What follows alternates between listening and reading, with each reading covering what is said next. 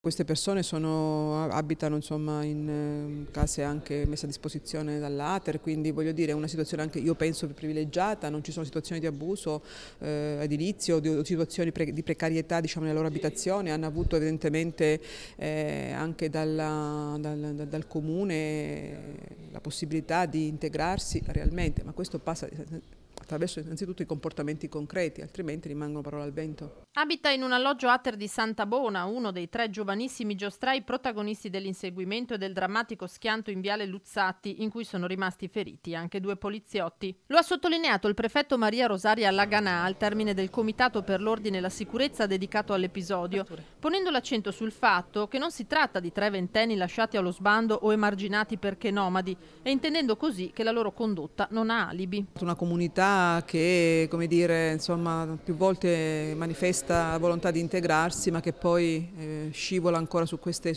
episodi. Io mi auguro che ci sia anche una, come dire, resipiscenza, una riflessione su questo.